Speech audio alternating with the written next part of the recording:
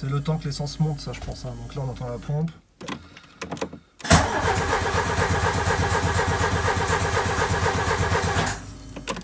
Ok. Ça sent pas bon. Donc j'ai mis du starter.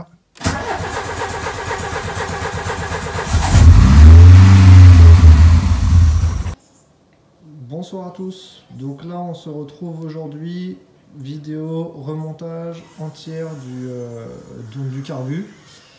Pour une fois, on n'est pas dans le garage là à Caillé, on se retrouve un petit peu au coin du feu, donc là on est vraiment au top. Donc du coup, qu'est-ce que j'ai fait pour déjà arriver à cette étape là. Donc vous avez vu le démontage entier du carbu. Ce que j'ai fait par la suite, j'ai pas filmé la préparation, mais bon, c'est pas bien compliqué. Donc là, déjà, on a nettoyé tous les plongeants. Voilà. Vous voyez. Donc tout a été nettoyé et je l'ai fait au papier à poncer en 800 ou en 1000. Voilà. Donc du coup, là, on sait qu'on va avoir une surface qui est beaucoup mieux que ce que l'on avait. Et surtout, ça veut dire une bonne étanchéité également. Voilà. Vous voyez tout ça, tout a été fait, c'est nickel, ça devrait le faire. Je me suis également amusé à le faire sur certaines pièces, enfin bon, en fait sur toutes les vis. Voilà. J'ai fait un petit coup de polissage. Donc j'ai la machine, donc effectivement ça prend un peu de temps, mais ça va quand même très très bien. Et du coup, vous voyez, on a quand même un rendu, bon voilà, c'est plutôt sympa, ça fait propre, ça fait joli. Donc j'espère que le carbu aura une belle tête. Moi je veux pas qu'il soit forcément neuf, hein, je veux surtout qu'il soit fonctionnel. Maintenant s'il peut être joli, ça peut être sympa en plus. Donc bah écoutez, je vais organiser tout de suite la table là avec les nouveaux joints, etc. histoire de ne pas me tromper. Et on va procéder au remontage étape par étape. De façon justement à ne rien oublier et qu'il n'y ait pas de soucis lors de la remise en route de la voiture. Donc voilà, en gros, la composition complète de votre carbu Solex 32. Donc voilà, faut vraiment, il n'y a rien de bien compliqué, rien de technique. Il faut vraiment être juste organisé et méticuleux. On va essayer d'être pour essayer de faire en sorte qu'une fois que le carbu sera monté, que l'on n'ait plus aucun élément ici. Donc, première étape que l'on a fait déjà là, j'ai remis l'axe de papillon. Voilà. Donc c'est pas compliqué, hein. Donc il y avait plus le papillon lui-même. Vous retirez l'axe, on le remet. Vous avez ici les deux petites rondelles à ne pas oublier. Ensuite la partie de tringlerie ici qui correspond avec l'accélérateur. Et puis le petit écrou là. Voilà. Donc maintenant le plus compliqué entre guillemets dans cette réalisation là. Déjà, il ne faut pas se tromper de sens au niveau du papillon et surtout les vis. Vous avez les têtes de vis qui sont dans ce sens-là. L'autre côté, c'est le filetage. Et il ne faut surtout pas oublier de bien centrer. C'est super important. Si vous le centrez mal, il va être décalé. S'il est décalé, ça va mal se fermer. Donc, ce qu'il faut faire, c'est on remet l'axe comme ça. Vous enfilez la pièce là-dedans. Et une fois qu'elle est au milieu, vous refermez, hop, et en fait vous essayez de fermer au plus loin de la fermeture. Et après vous vérifiez avec une lumière, mais il y aura un petit jour, là il me reste encore un petit jour, je ne sais pas si vous allez le voir, mais là il y a un petit jour ici et là, donc ça c'est normal. Et comment je sais que je suis bien réglé également, c'est que vous voyez ça, j'ai pas touché à la vis de réglage de ralenti, et là je suis bien embuté. Donc ça veut dire que je suis bien taquet. Si elle était mal mise, vous voyez, en gros, ça se serait bloqué, par exemple, ici, voilà. Donc là, ça n'aurait pas été bon. Là, on sait qu'on est bien centré et que c'est bon. Donc maintenant, prochaine partie, c'est pas compliqué. On va prendre la plus grosse partie donc, du carbu, et en gros, qui va venir comme ça. Voilà. Donc vous avez un joint qui est celui-ci. Pareil, vous pouvez pas vous tromper, hein, il y a plusieurs détrompeurs, déjà au niveau des trous, et puis là vous voyez vous avez la marque de l'alu qui est là. Donc on vient comme ceci. Voilà. Et là vous avez bien tous les trous qui correspondent à tout. Donc une fois qu'on est là, vous venez replaquer cette partie ici. Voilà, on retourne le carbu. On est là. Bon, de toute façon ça va bouger, mais c'est pas grave, on va le refaire. Clac, clac, clac. On vient replaquer là. Vous avez ces deux vis là. Faut pas se tromper, hein. C'est des vis qui sont faits exprès pour pas qu'elles puissent dépasser. Que vous venez mettre là. Vous voyez ce que je vais faire déjà, ça va être plus simple. Je vais mettre le joint direct là, la visserie là, et on arrive à ça. Une fois qu'on est là, on remet dessus. Voilà. Et là, on va réussir à retrouver automatiquement l'étiquetage. On vient serrer gentiment pour être sûr qu'on est bien dedans. Et bon, là, il n'y a pas de souci a priori.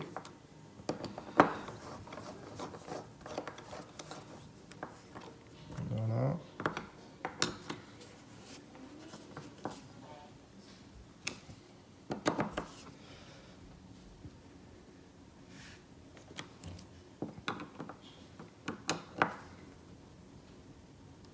Voilà. Donc là, on est bien serré. Juste pour petit rappel, à ce niveau ici, là, enfin donc en fait là, dans les, quand vous allez remettre votre axe, il y a deux sortes de joints spi en fait. Donc ça, il faut bien les changer, sinon vous allez avoir une arrivée d'air qui va se faire. Il y a un joint spi là et un joint spi là, qui fait partie évidemment du kit lorsque vous allez le racheter.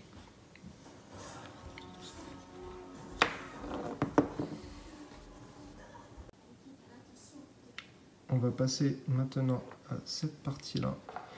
Donc ce que je ferai très clairement, hein, c'est que je vous mettrai ici en bas tout le nom des pièces au fur et à mesure de la vidéo, parce que entre les pompes de reprise, les gicleurs, les surenchérisseurs, etc., franchement, je ne connais pas forcément tous les termes techniques. Donc je vous ferai un guide à travers des titres sur la vidéo. Voilà, donc là, pensez bien à graisser un petit peu, c'est pas une obligation, mais bon, ça ne fera jamais de mal. Toutes les parties qui sont plus ou moins mobiles, on peut le faire, ça coûte rien. Donc on remet ça gentiment là-dedans. Voilà. Donc une fois qu'on est là, ça vient ici. Je pense que vous allez bien le voir. Ne pas oublier évidemment ce ressort. Il y a une partie avec une circonférence plus large, un diamètre plus large que ici. Donc la partie large, elle vient ici. Voilà. Et la partie fine va se mettre au milieu là.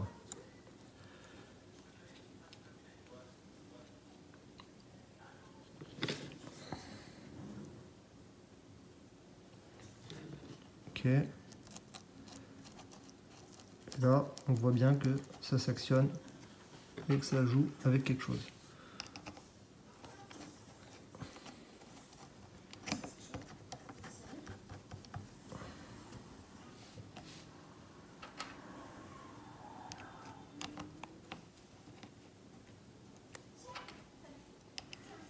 Donc toujours en bouger un tout petit peu, histoire que la vis trouve bien le filetage de l'autre côté et que vous abîmez pas votre joint aussi. Hein.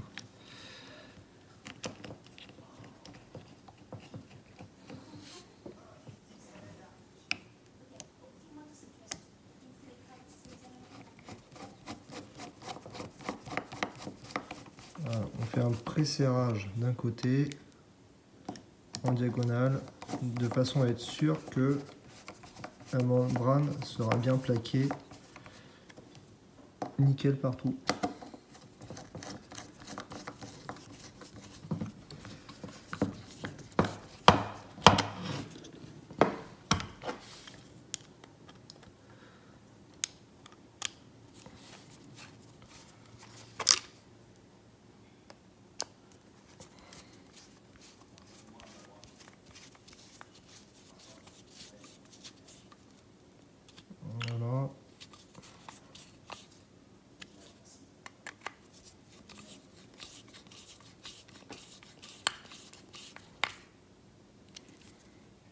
Et on vient tout resserrer après au fur et à mesure.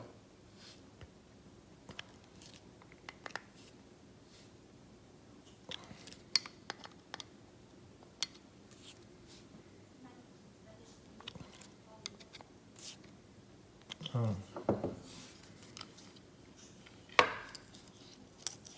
Et on voit que ça active bien quelque chose. On va passer maintenant à ça. Donc, on va écouter cette partie-là.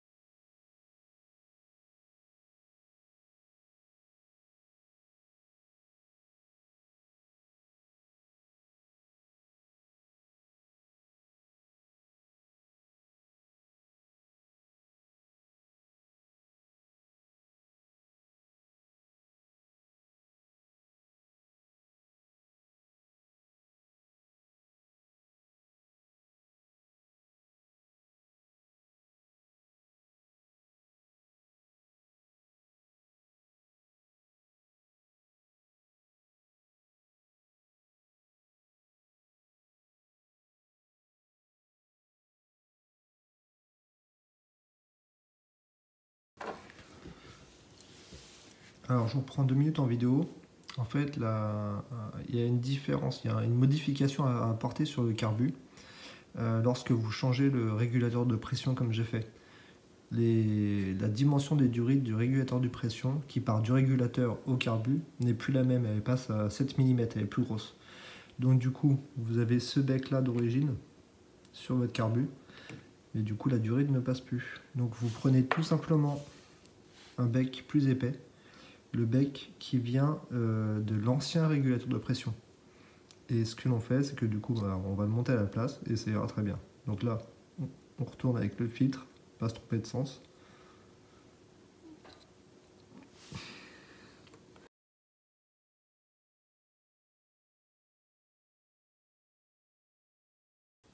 Bon, le carbu refait, il est là. La voiture, elle est là. Vous voyez hein, le plan de joint là, il est nickel, super propre. Vous avez été plusieurs à me dire, ah, c'est dommage que tu n'aies pas filmé le démontage. Bon, écoutez, ce que je vais faire, c'est que je vais essayer de vous montrer un petit peu le remontage, et puis bah, c'est le contraire, hein, tout simplement. Maintenant, c'est parce que voilà, c'est du Lego, il n'y a rien de compliqué, c'est 2 câbles, de la durite à remettre, et puis voilà. Donc, bah écoutez, on remet le carbu en place. Donc, pour cela, direct, vous avez des joints, évidemment. Hein. Donc, dans l'ordre, à ce niveau-là, il faut mettre un joint. Voilà, il y a un premier joint à mettre. Bon, je vais essayer de placer ça. Ensuite, vous avez la cale en plastique.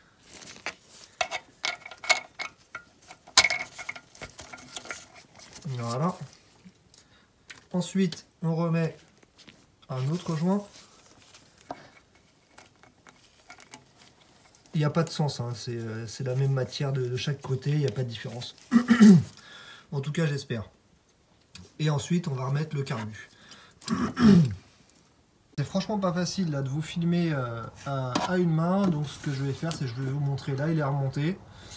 Donc vous avez les 2 écrous de chaque côté à visser pour le plaquer contre le plan de joint. On a ici le câble du starter avec la petite languette là qui vient de bloquer, que vous remettez sur votre papillon de starter. On a également le câble d'accélérateur ici, voilà, avec le ressort. Vous avez ici les 2 durites de refroidissement d'eau à remettre. L'arrivée d'essence qui se fait dans le passage d'air de l'anti-perco. Voilà. Là, on est passé en 7 mm comme je vous avais expliqué par rapport au nouveau régulateur. Vous avez ensuite une sonde, une durite de dépression, celle-là, qui va sur la pompe de reprise. Bon, là, je le fais vite fait, vraiment, je l'ai placé juste pour voir si ça démarre, parce que je suis un gamin.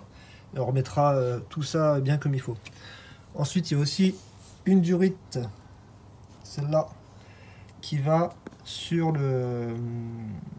l'autre côté du carbu, c'est la suralimentation. Et vous avez encore une durite également ici. Voilà. Bon, on en est là. Donc on va remonter la batterie. Et on va pouvoir essayer de démarrer. Alors, pour info, en fait, elle ne redémarrait pas avant que je refasse le carbu. Du coup, pendant le démontage du carbu, j'ai trouvé la panne. C'était la pompe de reprise qui était restée coincée et qui ne s'activait pas. Donc forcément, ça ne pouvait pas prendre. Il n'y avait pas d'essence qui coulait dans l'injecteur. Donc en espérant que tout aille bien et que ça va repartir. Hein. Allez, on va essayer sans starter pour le moment.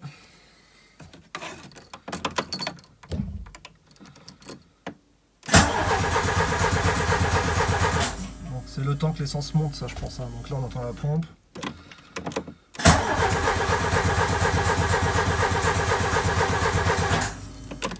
Ok. Ça sent pas bon. Donc j'ai mis du starter.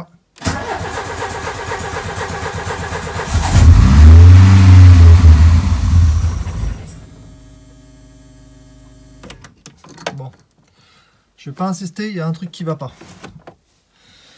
Alors tout ce que je voulais pas arrive. Alors, le problème maintenant c'est que est-ce que j'ai foiré quelque chose dans le carbu? Est-ce que j'ai foiré quelque chose dans le carbu ou pas? La vis de richesse, je l'ai remise à peu près au même niveau que c'était, mais c'est pas ça qui doit l'empêcher. Au pire, elle tournerait moins vite, mais avec le starter, elle irait à fond. C'est pas ça, j'ai oublié quelque chose, j'ai oublié quelque chose, j'ai oublié quelque chose.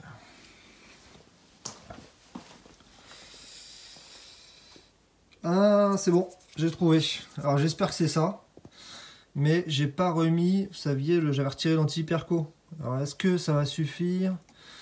D'ailleurs, en parlant d'anti-perco, je l'ai récupéré de chez mon usineur. Donc vous voyez, à la base elle était en 10. Donc là, il me l'a retaraudé en 8 mm.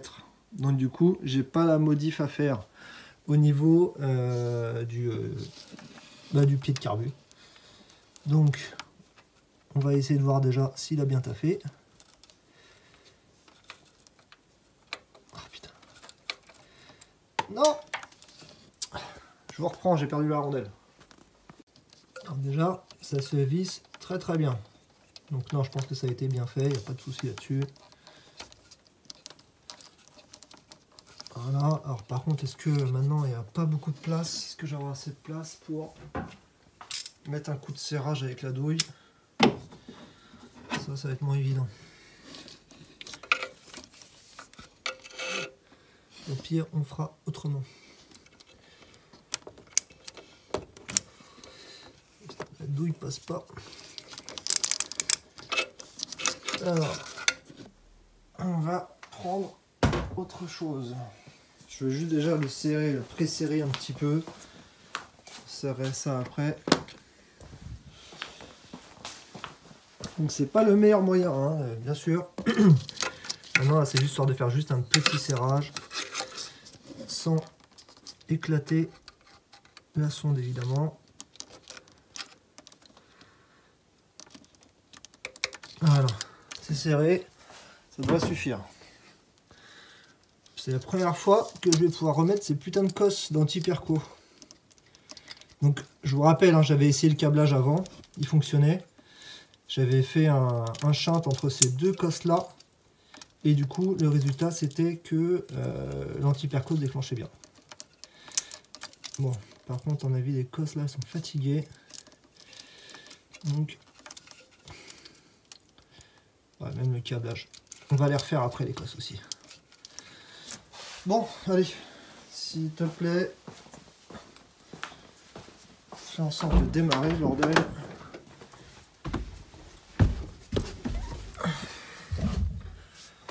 Allez, s'il te plaît. Donc là, j'ai pas mis de starter. Bon, vous avez compris. Prochaine vidéo, on voit si la Super 5 démarre avec le changement de carburateur. Voilà, ça sera vraiment le début de la vidéo. Ça va durer 2-3 minutes pour faire juste le redémarrage de la bagnole avec le nouveau carbu. Et on va ensuite s'attaquer. Et le sujet principal de la prochaine vidéo, c'est là. Donc là, je vais commencer à m'y attaquer. C'est une étape que je suis pressé de faire parce que, en gros, une fois que le moteur va tourner correctement et que j'aurai des freins, ça sera potentiellement l'essai de la voiture sur la route. Donc on fera un petit essai parce que j'ai pas encore changé les turbos, etc. Mais du coup, on va faire des purges évidemment, des Buritavia. On a les disques avant, disques arrière, disques avant, plaquettes, purges, etc. Donc n'hésitez pas à vous abonner, à activer les notifications pour ne pas louper les prochains tutos. Et puis je vous dis à la semaine prochaine. Ciao!